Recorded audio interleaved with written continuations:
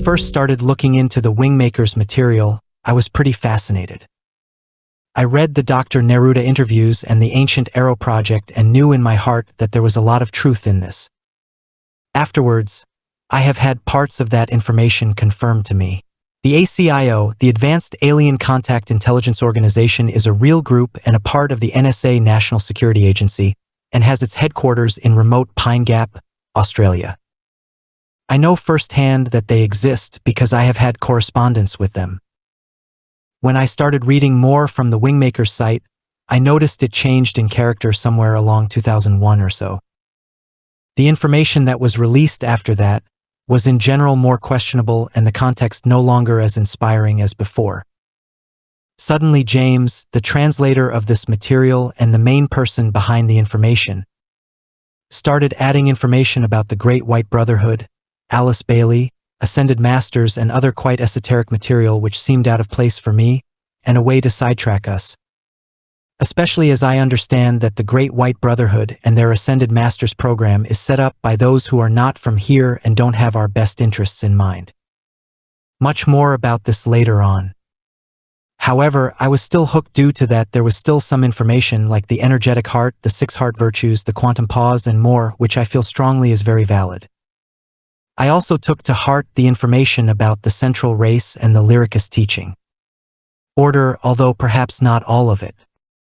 But again, like the Guardian Alliance, who are speaking through Ashiana Dean in He Voyager series say, the people working on the WingMakers project are usually unaware of whom is behind it and their real agenda. DN 2002. Voyagers 2, 2nd edition, page 550.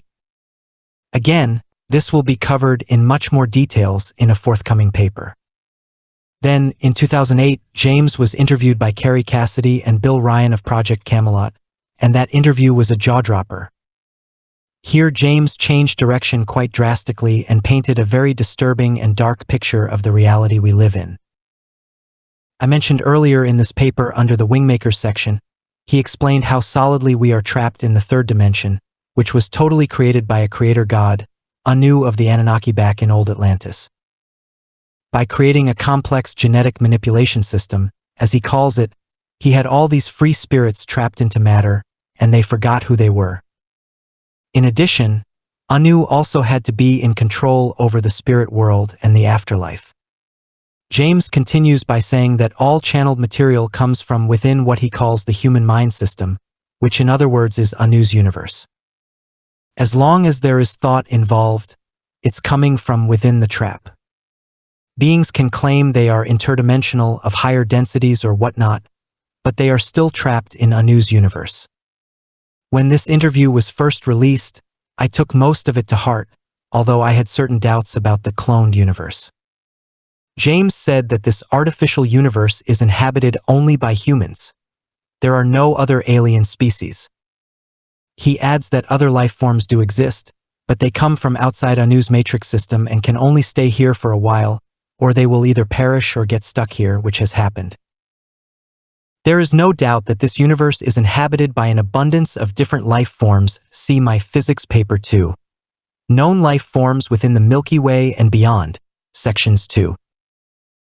In the last year, I have read up a lot on what is out there, and it is pretty astounding what some humans know, which is also not well established in the UFO research circles. Much of it has been suppressed, of course, due to the nature of the information, but some of it is also pretty advanced. A very good start is the free ebook, Alien Mind by George Lobuono. It will take you on a ride you have not been even close to before.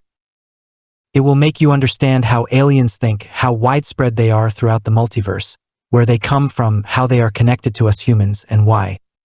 It's hard to even begin to understand the alien phenomenon without having read that book.